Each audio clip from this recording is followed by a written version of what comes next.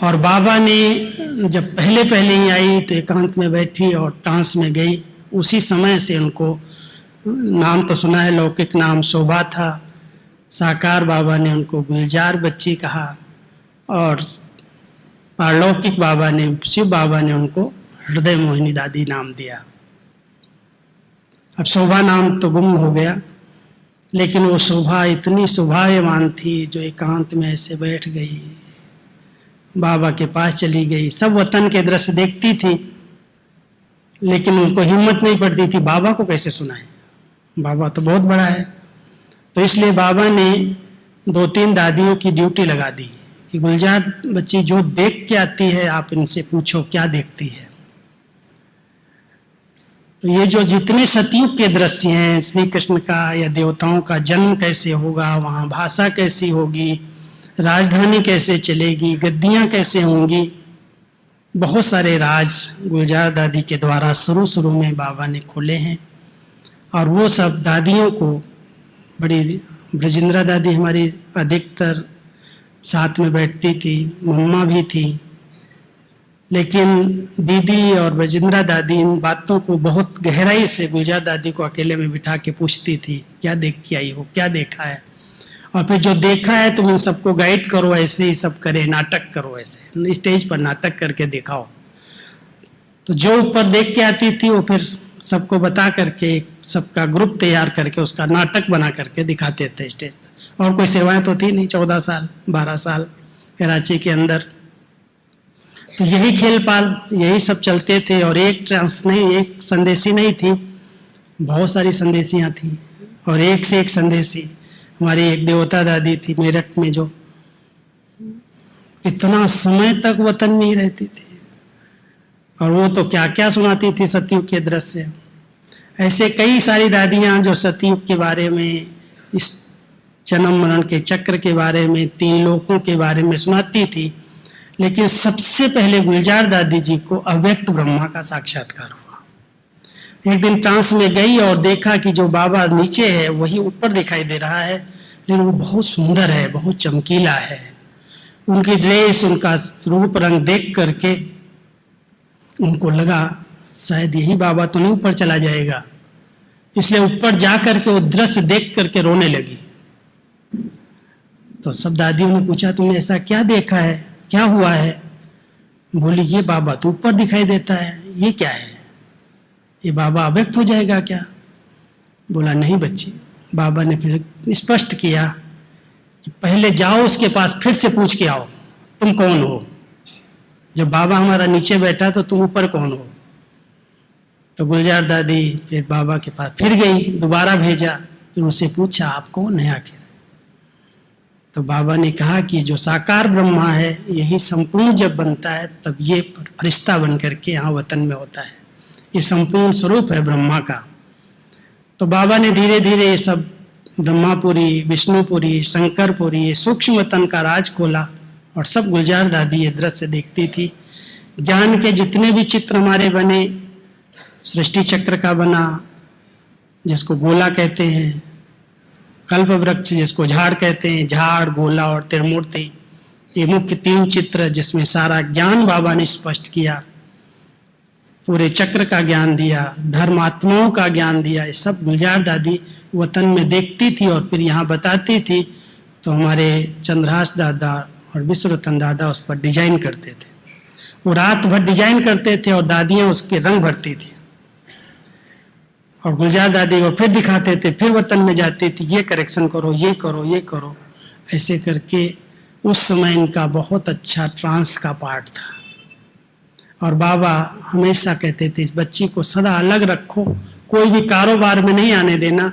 इसलिए गुलजार दादी मैं समझता हूँ शुरू से ही हर कार्य व्यवहार से बाहर रही। और बाबा उनके द्वारा अव्यक्त रूप में शुरू से ही, जब साकार ब्रह्मा बाबा थे तब से लेकर के इस अव्यक्त का पार्ट उनके द्वारा चलता था। शहजादी का पार्ट, बहुत सारे पार्ट चले हैं इनके द्वारा। और जब बाबा अव्यक्त हुए तो आप सबको मालूम हो कि दादी को तो दिल्ली में भी टचिंग आ गई थी कि बाबा अभी चले गए हैं, लेकिन जब यहाँ आई हैं तो 3-4 संदेशियों को दादी प्रकाश मणि जी उस समय बाबा के सामने थी। जब बाबा ने शरीर छोड़ा है साकार में, तो 3-4 दादियों को बिठा देती थी लाइन में, ऐसे बैठ जाओ सब और पूछ के आओ भी बाबा क्या कर रहा है, अभी क्या हमें क्या करना है। क्योंकि कोई क्लियर तो डायरेक्शन पहले से देख के बाबा बता के तो गए नहीं, अचानक गए। और इतनी बड़ी बात, एक बहुत बड़ी यज्ञ की जैसे घटना थी कि आखिर यज्ञ आगे कैसे चलेगा। और बहुत सारे प्रश्न थे। सबसे बड़ा प्रश्न ये था, मुरली कैसे चलेगी। साकार बाबा की मुरली इतने दिन चली है, हम सब ने सुनी है। मैं भी अपने लौकिक घर में आग के सामने ऐसे बैठे थे और पत्र आ गया कि बाबा अव्यक्त हो गए। अरे इतनी हलचल घर में हो गई, अगर बाबा ने शरीर छोड़ा अभी मुरली कैसे चलेगी, अभी क्या होगा, अभी कौन मुख्य बनेगा, कैसे सेवाएं होंगी। हलचल हो गई सारे पूरे ब्राह्मण परिवार में। लेकिन जब बाबा 21 जनवरी को प्रवेश हुए और सब बातें कही बताई हैं कि बच्चे मुरली तो साकार में जो चली वही है, लेकिन पढ़ाई जब पेपर का समय आता है तो रिवाइज की जाती है। इसलिए जितनी मुरलियाँ चल चुकी हैं बच्चों को अभी रिवाइज कोर्स शुरू करना है। वो रिवाइज होंगी, वही मुरली प्रिंट होगी, वही मुरली सेंटर्स पर जाएगी। और बाकी बाबा जब आप बच्चे याद करेंगे तो आएंगे, वो अव्यक्त पार्ट होगा, वो संदेशी के द्वारा मुरली होगी। लेकिन साकार बाबा की मुरली ही मुरली है, जिसमें बाबा ने ज्ञान के सब रहस्य, जो कुछ ज्ञान सुनाना था सब साकार में सब कुछ सुना दिया। इसलिए साकार बाबा की मुरलियों में जो भी ज्ञान है उसमें तो कोई बात को ऐड नहीं किया अव्यक्त बाबा ने, लेकिन आत्मा को संपूर्ण बनाने के लिए, संपन्न बनाने के लिए बहुत गहरी शिक्षाएं दी, बहुत ऊंची पढ़ाई। और वो लिखने का, बाबा के साथ पार्ट बजाने का बड़ा सुंदर अवसर मुझ आत्मा को मिला। जितना भी बाबा ने 48 साल में बोला है, मैं समझता हूँ इन उंगलियों ने सब कुछ लिखा है। और वही मुरली बनी, वही सब जगह है। अव्यक्त मुरलियों का 48 साल का रिकॉर्ड ब्रह्मा बाबा के द्वारा तो 33 साल बाबा ने, शिव बाबा ने एक रथ लिया, एक का रथ लिया, नंदी बना उसका। लेकिन ये जो दूसरा नंदी, छोटा नंदी जो दिखाया है, जो शिव बाबा के बहुत साथ में बैठाते हैं, बाहर नहीं बिठाते, उसको मंदिर के अंदर रखते हैं। उस नंदी को तो बाहर रख देते हैं, लेकिन जो अंदर रखते हैं सफेद प्योर शुद्ध, हमारी दादी का रथ, जिसमें 2 आत्माएं ने अपना पार्ट बजा रहे हैं। ब्रह्मा बाबा में शिव बाबा आए और दादी के अंदर बाप और दादा दोनों आए। तो आप समझ सकते हो, बाप दादा डबल आत्मा, और दोनों इतनी हाईएस्ट, एक परम आत्मा, एक आदि पिता की आत्मा, दोनों आत्माओं की प्रवेशता हो। और उस प्रवेशता में दादी कई बार कहती थी, बाबा ही कहते थे, बच्ची को मरना पड़ता है बार बार, सहज नहीं है। प्रवेशता इतनी हाई पावर जिसके अंदर प्रवेश होती है, और 12-12 घंटे एक ही स्थिति में बैठी हुई हो, न बाथरूम जाना है, न उठना है, न हिलना है, न कुछ करना है। और ऐसे ही एक रस दादी की ये टांगे बिल्कुल पतली पतली हो गई थी बैठे बैठे, और एकदम शरीर ऐसा हो गया था। लेकिन फिर भी भगवान के लिए समर्पित किया दादी ने अपने आप को। जब भी दादी ने कहा, जहां भी कहा, जिस रूप में कहा, बाबा आए, हाजिर हो गए। और दादियों ने ऐसा किया कि कोई भी कार्य करना है बिना पूछे नहीं करना है, या तो संदेश आएगा या बाबा आएगा। तो गुलजार दादी को तो दादी ने इतना हमेशा ही साथ रखा, और हर कार्य के लिए ये करना है, गुल जाओ भी, गुल पूछ के आओ बाबा से, गुल ये करो। तो गुलजार दादी का जो स्वभाव था इतना सरल चित्त था। मैं समझता हूँ बीमारी में भी उन्होंने नहीं कहा होगा कि बाबा नहीं आएगा, मेरी तबीयत ठीक नहीं, मैं नहीं बैठ सकती, नहीं, दादी ने कहा होगा। लेकिन एक बार दादी को बुखार हो गया, और बुखार ज़्यादा था, पार्टी आई हुई थी, पांडव भवन की बात है, और कोई भी जाने के लिए तैयार नहीं। जब तक हम बाबा से नहीं मिलेंगे, वरदान नहीं लेंगे, तब तक हम नहीं जाएंगे। क्या किया जाए? तो गुलजार दादी ने कहा, दादी ये संदेशी तो बहुत है ना, आप किसी संदेशी को भेज दो, बाबा आ जाएगा, मैं बाबा को बोलती हूँ मैं इनको मिला दूँ। तो पहले तो गुलजार दादी से दादी ने कहा बाबा से बोलो, बाबा आए। और फिर मोहिनी बहन जी को, मोहिनी बहन हमारी बहुत अच्छी संदेशी थी, उनको बाबा के कमरे में, अभी जहाँ ट्रांसलाइट है उस गद्दी पर नहीं बिठाया, जहाँ भी बाबा की ट्रांसलाइट है बाबा के कमरे में, वहाँ गद्दी लगाई सामने, और वहाँ पर मोहिनी बहन जी को भेजा। और बाबा आए तो वो रूप रंग, वो चेहरा अभी तक मुझे नहीं भूलता है। ऐसे बाबा ने प्यार से सबको भाषणा दी, दृष्टि दी, और पूरा कई घंटे रुक करके जितने बच्चे आए थे सबको अपने हाथ से टोली खिलाई, वरदान दिए। और बाद में जब बाबा जाने लगे तो गुलजार दादी खुद उठ करके आई और बाबा को भोग खिलाया और विदाई दी। वो दृश्य एक बहुत वंडरफुल दृश्य था। जब मैंने गुलजार दादी भी बाबा को भोग खिलाए, ये पहला भाग्य मेरे को देखने को मिला था। और बाबा मोहिनी बहन के तन में उस समय प्रवेश हुए थे। ऐसे बाबा का और तो मैं समझता हूँ कभी मिस नहीं हुआ। कभी कभी 18 जनवरी मिस हुई होंगी 2-4 बार, अधिकतर 18 जनवरी पर हर बार बाबा आए हैं। लेकिन कोई कारण बन गए, कोई ऐसी तबीयत हुई तो नहीं आए गुलजार दादी की तबीयत के ऊपर। लेकिन बाबा का पाठ शुरू से अंत तक इतने वर्षों तक चला। और शुरू का पाठ तो आज जैसे आप सुन रहे थे ना, सुबह 6 बजे बाबा सतगुरुवार की विदाई ले रहे हैं, ऐसे एक दिन 8 बजा दिया, वो भी गुरुवार का दिन था। 8 बज गया सवेरे का, सुबह शाम को 6:30-7 बजे बाबा आए हैं। और सुबह 8 बज गया तो दादी ने पहले तो सुखधाम का उद्घाटन शायद रखा था, सुखधाम बन गया था, तो बाबा को कहा बाबा सुखधाम का आज उद्घाटन है, पहले भोग लगेगा फिर उद्घाटन होगा। दादी अपना प्रोग्राम बाबा को सुनाने लगी। तो बाबा ने कहा अच्छा कहाँ बना सुखधाम? तो दादी ने बाबा का हाथ पकड़ा और बाहर लेकर के आई, जहाँ अभी लिफ्ट लगी है ना ओम शांति भवन में। तो वहाँ पर बाबा को खड़ा किया, कुछ भाई बहनें साथ थे, और बाबा ने सब ऐसे ऐसे सुखधाम की तरफ पहले नज़र घुमाई और फिर नज़र ऐसे नीचे चली गई। बीच में मजदूर रहते थे, झोपड़ियाँ थी, काफ़ी मजदूरों की झोपड़ियाँ थी। बाबा ने सुखधाम के लिए कुछ नहीं बोला और झोपड़ियों को कहा ये लोग कौन हैं? तो दादी ने कहा कि यहाँ के अपने ही मजदूर लोग हैं और ये हटने के लिए यहाँ से तैयार ही नहीं होते हैं। अच्छा ठीक है, ऐसे दृष्टि दी। और बाबा आए, कहने लगे अभी भोग क्या लगाओगे गुरुवार का? जो भोग बनाया है वो ले आओ। बाबा तो बैठा ही है, अभी खिला दो, फिर क्या भोग लगाएंगे? तो 8:15 बजा था, बाबा का भोग आया, जो बना था, तैयार था, भोग लगाने की तैयारी थी कि बाबा जाएंगे, उसके बाद सब तैयार होके आएंगे और फिर भोग लगेगा। बाबा ने कहा नहीं, ले आओ, बाबा को अभी खिला दो, फिर भोग लगाने के लिए नहीं आना, फिर उद्घाटन करो जाके। कभी कभी बाबा कहते हैं बच्चे भोग तो वतन में खिलाना चाहिए, लेकिन उस दिन मैंने देखा बाबा का ये रूप बहुत प्यारा रूप था और बाबा ने बहुत प्यार से दादी को कहा नहीं नहीं, गुरुवार है ना, सतगुरुवार का भोग अभी अलग से लगाने की जरूरत नहीं, बाबा को खिला दो।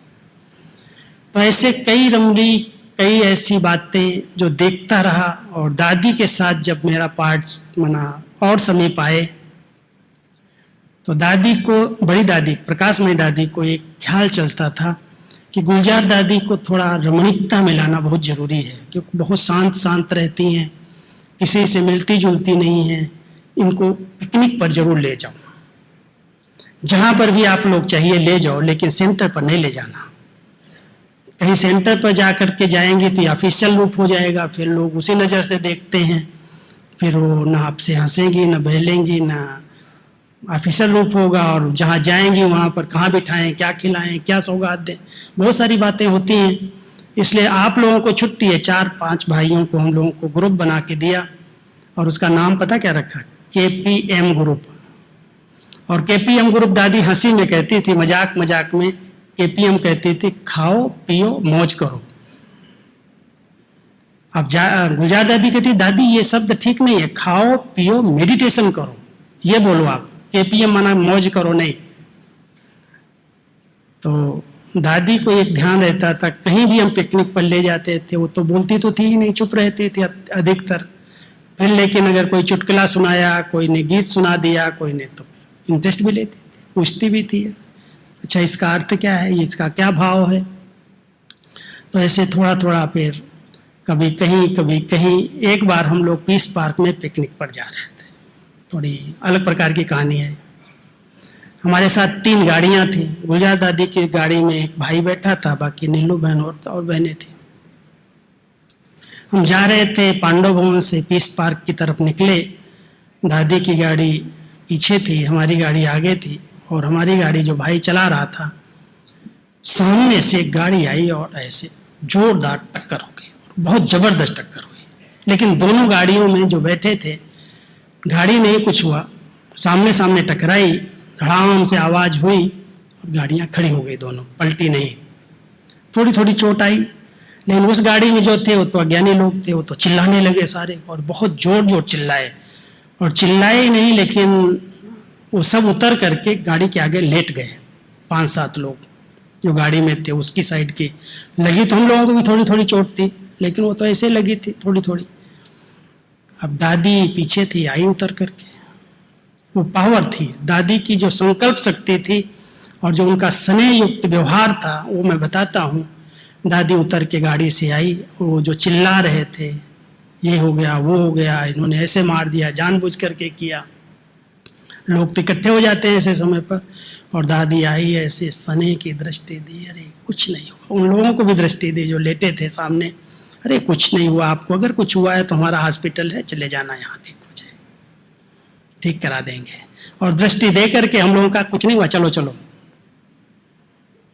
अब हम लोग आए फिर पीस पार्क में पिकनिक किया करके, और वो दृश्य ऐसा था जो अगर कुछ भी हो सकता था, लेकिन दादी के साथ थे हम, पिकनिक थी, और बाबा हमारे जैसे ऐसे लगता था जैसे बाबा ही शक्ति दे करके और ऐसे सरलता से उस बात को पूरा करा दिया। ऐसे दृश्य भी आए 1-2। फिर हम लोग एक बार, दादी कैसे प्रकृति जीत थी वो बात सुनाता हूँ। एक बार हम सब गए केरला दादी के साथ, कुछ भाई थे, निमंत्रण हम लोगों को मिला था, मेरी राधा बहन ने निमंत्रण दिया था कोचीन का, और मेगा प्रोग्राम रखा था। मेगा प्रोग्राम में कोई ना कोई दादी जाती थी, तो हमने कहा हम गुलजार दादी को लेके आते हैं हम सब। तो हम गुलजार दादी जी को लेकर के जब केरला गए, और केरला में ये जो ग्राउंड है क्रिकेट ग्राउंड, वो बुक किया था। बहुत मेहनत की थी, बहुत पब्लिक इकट्ठी की थी, लेकिन ऐसी बरसात आई, झमाझम बरसात, पूरा स्टेडियम भरा है और झमाझम बरसात पड़ी। और बरसात जब पड़ रही थी तो ऐसे नहीं लगता था कि रुकेगी या प्रोग्राम होगा। कोई कोई तो अपनी कुर्सी को उठा करके अपने सिर पर रख करके इधर उधर खड़े थे, कोई अपना अंदर छिप गए, इधर उधर छिप गए, और टाइम हो गया मेगा प्रोग्राम का। पंडाल जो बना था जहाँ पर ये होना था, तो एक तरफ सारा ये गीत गाने वाले, संगीत गाने वाले सब, एक स्टेज थी उनकी, बड़ी स्टेज थी, और एक स्टेज हम लोगों की थी, दादी की थी। तो उस स्टेज पर जाना था, और बरसात इतनी थी, सारे चारों तरफ पानी पानी। लेकिन वो दृश्य मैंने देखा, मैं दादी की गाड़ी में ही था। दादी ने ज्यों पांव गाड़ी से ऐसे बाहर रखा, बरसात एकदम चुप शांत, एक भी बूंद उसके बाद नहीं पड़ी। और दादी देख करके ऐसे जैसे ऊपर नीचे ऐसे देख करके दृष्टि दी, और प्रकृति ये तत्व शीतल हो गया, शांत हो गया। दादी आई तो ब्राह्मण तो बहुत होते हैं मेगा प्रोग्राम में, सब के सब बाहर आ गए, जो छिपे हुए थे, कोई कुर्सी लेके उल्टा ऐसे करके खड़े थे। सारी सभा भर गई, फिर से अपना अपना पूछा सभी ने, और बैठ गए सब कुर्सियों पर। हम लोग स्टेज पर गए, करीब 2 घंटा प्रोग्राम चला, और 2 घंटे में एक बार भी बूंद नहीं पड़ी। पूरा प्रोग्राम पूरा हुआ, सब कुछ कार्यक्रम पूरा हो गया, और दादी ऐसे ऊपर से उतर के फिर गाड़ी में बैठी, और फिर झमाझम बरसात। उधर बोला अच्छा आप गीत शुरू करो, अभी ये करो, सब गीत पूरा हो गया, सब भाग गए वहां से। ऐसी प्रकृति जीत आत्मा थी, ऐसे ऑर्डर किया जैसे 1 सेकंड में सब शांत हो गया। कर्मेंद्री जीत तो थी, आपने कितनी मुरलियाँ सुनी हैं। और दादी का एक बहुत सुंदर अभ्यास था, भ्रकुटी आसन पर आत्मा विराजमान है, स्वराज्य अधिकारी स्थिति है। और मैं समझता हूँ मैंने हर साल जब दादी से राखी बंधवाई, यहाँ तक भी मैं बॉम्बे में भी राखी बंधवाने गया, जब लास्ट में पिछले साल दादी हॉस्पिटल में वहाँ थी गाम देवी सेंटर पर, दादी से ही मैंने राखी बंधवाई और कोई से नहीं बंधवाई। बड़ी दादी बांधती थी, जो जानकी दादी ने भी कुछ समय बांधी, लेकिन हर साल गुलजार दादी से जरूर बंधवाई। और राखी बांधना तो अलग था, लेकिन जब वो अपने हाथ से तिलक देती थी, आजकल की हमारी सिस्टम में एक वो होता है ना कान खोदने वाला, उसको क्या बोलते वो लेकर कैसे तिलक लगाते हैं। और दादी को बड़ा खराब लगता था, कहती थी ये कोई तिलक लगाया जाता है, लाओ मेरे को, मैं तिलक लगाती हूँ। और ऐसे प्यार से ऐसे उंगली से ऐसे हिला हिला के ऐसे यहाँ तिलक लगाती थी, ऐसे आत्मा को जैसे बाहर निकाल देते। तो वो तिलक लगाना और उस पर दृष्टि देना, आत्मा को एकदम, ये आत्मा यहाँ रहती है, इस सुमान में रहना, इस स्थिति में रहना, आपकी सब इंद्रियां अपने आप शीतल हो जाएंगी। तो दादी यहाँ ऐसे प्यार से दृष्टि दे करके उसका महत्व सुना करके, और विशेष करके गुलजार दादी तो ये बहुत अच्छा अभ्यास करते थे। फिर लास्ट दिनों में जब दादी थोड़ा बीमार रहने लगी, पारला गई, तो हम लोग एक दिन मिलने के लिए पारला पहुँच गए, 5-7 भाई गए और दादी के साथ ऐसे ही मीटिंग के रूप में ऐसे बैठे। तो दादी कहती है आप लोग बहुत अच्छा करते हो, लेकिन एक संकल्प आता है कि शांतिवन पांडव भवन में ऐसे पांडवों के छोटे छोटे ग्रुप होने चाहिए। 10-12 साल पहले की बात है, और केवल उसमें स्व उन्नति की ही बातें हों उस ग्रुप में। नहीं तो क्या करते हैं, स्व उन्नति की बात से शुरुआत करते हैं और फिर स्वचिंतन करते करते परचिंतन में चले जाते हैं, लाइन बदल जाती है। इसलिए आप ऐसा कोई ग्रुप बनाना, मेरे को कहा, खास कि जिसमें कोई भी कभी भी पर चर्चा न हो, परपंच न हो, परचिंतन न हो, केवल स्वचिंतन करने वाला ग्रुप तैयार करके मुझे दिखाओ। ठीक है दादी, जो आप कहती हैं। फिर आया, मैं यहाँ पर तैयार किया, आज 10-11 साल हो गए होंगे मैं समझता हूँ। बैठे हैं ग्रुप वाले, कोई बैठे हैं भाई लोग? 1 2 3 4 हैं, अच्छा सुन रहे हैं।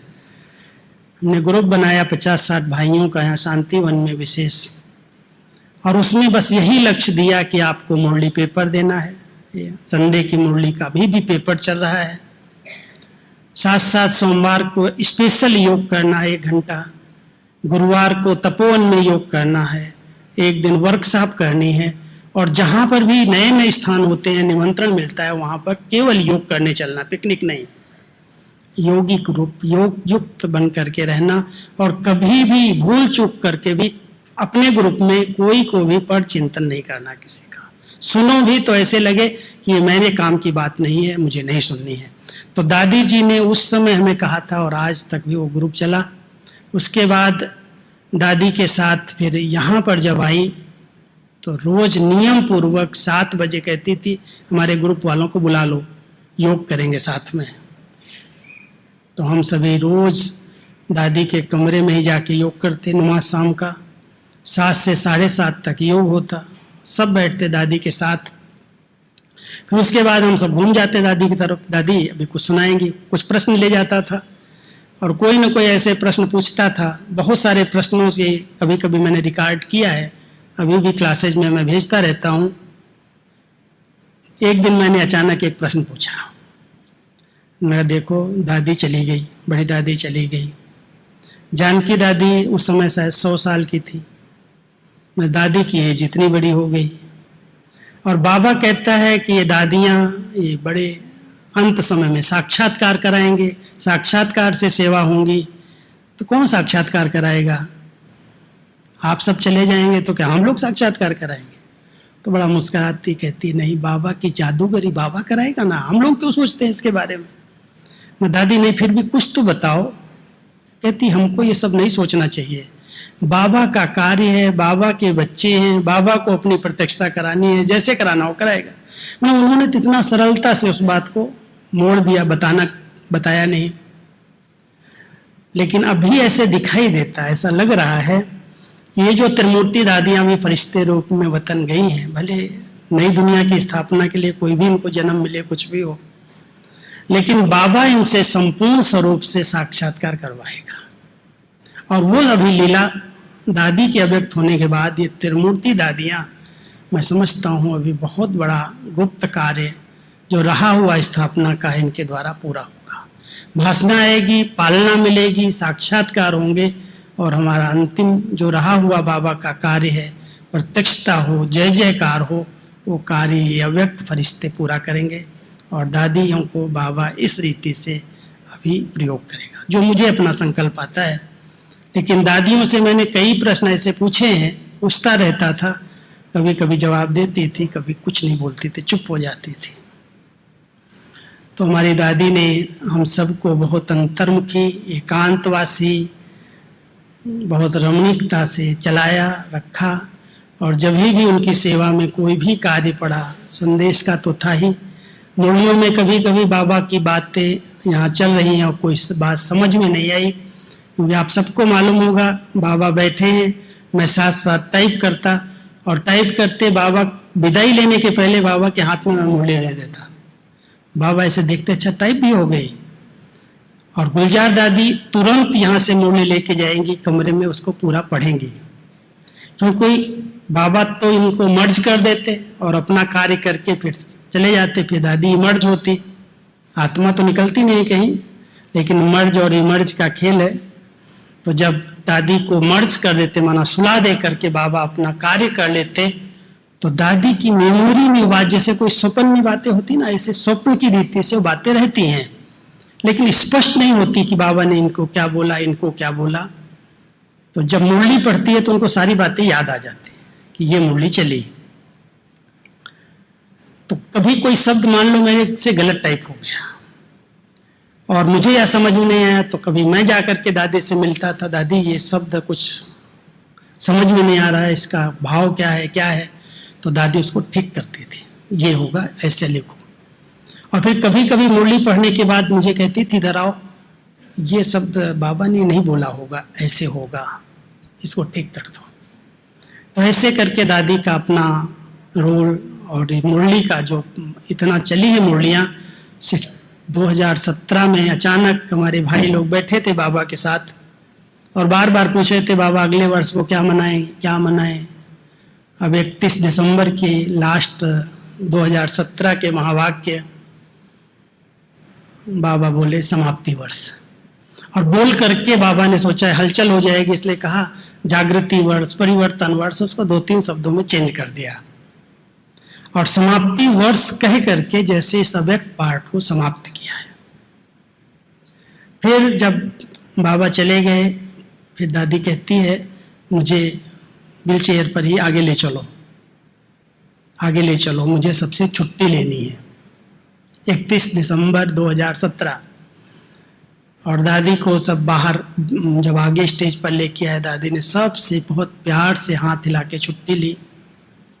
और उसके बाद अहमदाबाद, और अहमदाबाद के बाद बॉम्बे, और बॉम्बे के बाद कहानी आप सुनते रहे हैं दादी ने कैसे डॉक्टर्स की सबकी सेवा की। और एक स्थान पर रह करके मेरा 2-3 बार जाना हुआ गामदेवी में, मैंने देखा उस स्थान को दादी ने लाइट हाउस बनाया था, पूरा स्थान चार्ज था, और जैसे बाबा यहाँ से बैठ करके बच्चों को सकाश दे रहे हैं।